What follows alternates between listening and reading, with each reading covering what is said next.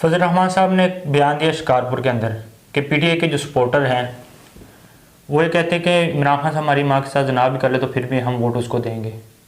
और पीटीआई की लड़कियां ये कहती हैं कि इमरान खान साहब हमारे बेडरूम में आ जाए तो हमें बड़ी खुशी होगी।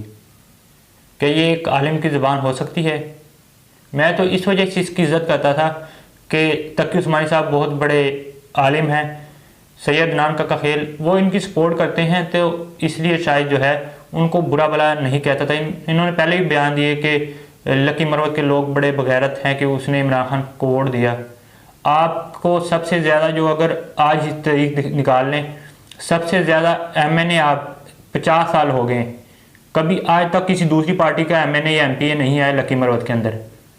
आपको सपोर्ट किया, आपने एक ईंट नहीं वहाँ पे लगवाई, एक काम नहीं करवाया। हालांकि आपकी हुकूमत रही केपीके के अंदर, आपने कोई काम नहीं। आज सड़कें देख ले ऐसे कि वो तरपारकर बना हुआ है, लेकिन वो लोग फिर भी आपको सपोर्ट करते हो, फिर आप ये ज़बान इस्तेमाल करते हैं।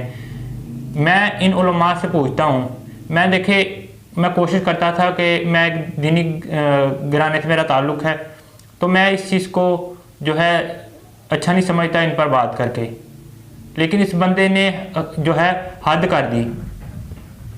ये बंदा जो है, मैं तो कहता हूँ कि देखिए नबी सल्लल्लाहु अलैहि वसल्लम ने फरमाया कि मोमिन जो है फाहिश गो नहीं हो सकता, तो ये इस तरह की ज़बान इस्तेमाल करके किस तरह उलमा का सरबराह रह सकता है।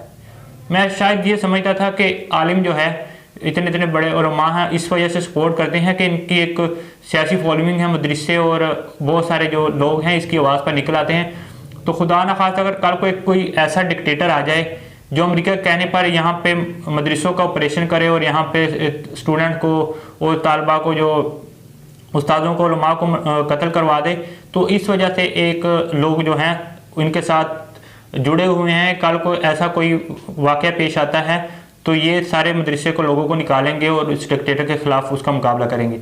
लेकिन मुशर्रफ के साथ ये बैठा रहा, लाल मस्जिद का ऑपरेशन हुआ, वहाँ पे जो है बच्चों को ना उनके पास कोई इस तरह असला ना कुछ बाहर आया, लड़कियों को बच्चियों को शहीद करवाया गया। उस वक़्त ये हुकूमत के अंदर बैठा हुआ था।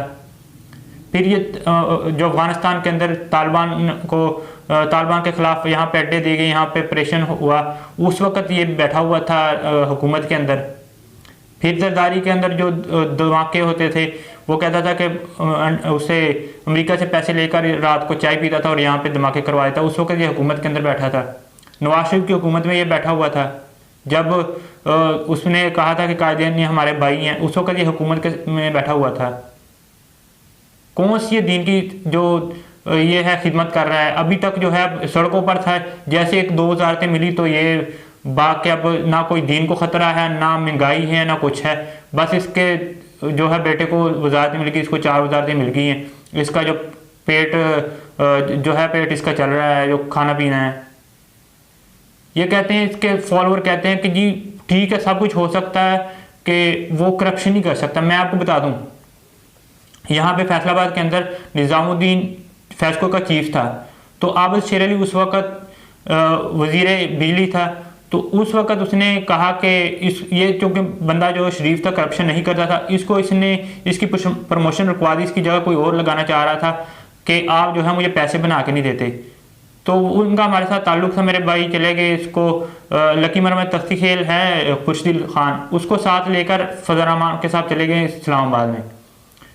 तो उन्होंने कहा कि ये इस तरह इसकी प्रमोशन रुकी हुई है, इसकी रिटायरमेंट में चंद महीने हैं, तो इसकी अगर प्रमोशन जो इसकी यानी कि मेरिट पे हो रही है उसको आबिद शेर रिक्वायर है, आप प्लीज़ जो है इनकी हेल्प कर दें, इनकी प्रमोशन जो है वो रिक्वायर है, इनको प्रमोशन दे दें। तो उसके इसने 60 लाख रुपए मांगे थे। हालांकि उनकी प्रमोशन हो जाती तो उनको जो कुछ पेंशन मिलती थी, कोई 40-50 लाख मिलती थी, वो 60 लाख ये मांग रहा था प्रमोशन के, यानी कि जो लीगल काम था उसके 60 लाख मांग रहा था। तो फिर वो वापस आ गए। तो ये चीज़ जो है, हालांकि हुकूमत देखे चले, हो सकता है कि अगर ये हुकूमत में ना हो किसी और को देने हो, लेकिन उस वक़्त नवाज शरीफ की हुकूमत थी, ये हुकूमत का हिस्सा था, तो फिर किसको ये जो है उसका सरबराह है, इसकी बात टाल ही नहीं सकते। अगर ये कोई काम, इतना छोटा सा काम, मैं कहता हूँ ये तो उसको पूछने की ज़रूरत भी नहीं थी, किसी को वैसे आबिद शेर को फ़ोन कर देता तो उसकी प्रमोशन हो जानी थी। लेकिन देखें, मेरे भाई ने कहा कि जो वहाँ पे ये 44 लाख की लस्सी का बात कर रहे हैं ना, 44 लाख तो एक दिन का इनका बिल है। जितने वो लोग वहाँ पे आते हैं, रोज़ाना बकरे चलते हैं और रोज़ाना वो एक वलीमे का सामान होता है, तो ये तो पाकिस्तान को है एक दिन के अंदर ये 44 लाख के खाना खाया जाता है।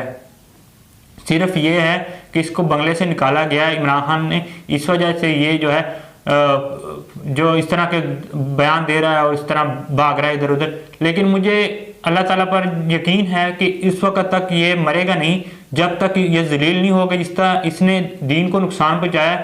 देखें, मरियम नवाज जो इसके कंधे पर सर रख लेती है, तो मदरसे के तालब जो है स्टूडेंट ये क्या कहेंगे, क्या सोचेंगे? वो कहेंगे कि जी औरत के साथ इस्लाम में जो है मिलना या वो जो है मिलना जुलना बातें करना और उसके साथ चलना ये जायज़ हो, क्योंकि हमारे जो सरबराह हैं 5 लाख उलमा के, वो औरत के साथ घूम रहा है, तो वो भी ये समझते हैं। इस वजह से देखें, फ्रांस का सदर है, उसने दीन के खिलाफ बड़ी बातें की होंगी, लेकिन ये समझते हैं कि यार ये दीन का दुश्मन है तो ये तो बात करेगा। लेकिन ये मुनाफिक बंदा जो है दीन के अंदर रह के खुद को बड़ा उलमा का सरबराह कहता है और फिर इस तरह का ये बयान देता है, तो इससे पहले इससे जो है दीन को नुकसान होता है।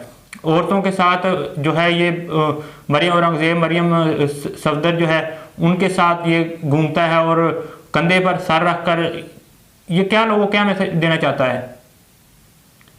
तो इस बंदे ने सबसे ज़्यादा, मैं इनके फोल से पूछता हूँ कि क्या ये ज़बान इस्तेमाल करना दुरुस्त है? इस चीज़ को आप डिफेंड करेंगे? जब आप लोग उसकी हर बात को ठीक कहेंगे तो इस यहाँ पे आपके बिगाड़ आता है। इमरान खान साहब ने कुछ बयान दिए थे, मैंने भी उनकी मुखालफत की थी, हालांकि मैं बड़ा सपोर्टर हूँ उनका। जहाँ पे बात गलत होती है उसको गलत कहना चाहिए। देखिए, सियासत जो है, सियासत में ठीक है आप तनकीद, हालांकि जिस तरह की ये सियासत करता है इस तरह की सियासत नहीं होनी चाहिए। किसी पर आप अपने काम से जो है लोगों को अपनी तरफ माइल करें, दूसरे को जो है गालियां दे के इस तरह कोई आपकी तरफ माइल नहीं होगी, आपके मुखालिफ होगी। तो आपको शर्म आनी चाहिए कि जिस तरह की ज़बान आपने इस्तेमाल की है, आपको इस चीज़ पर माफ़ी मांगनी चाहिए।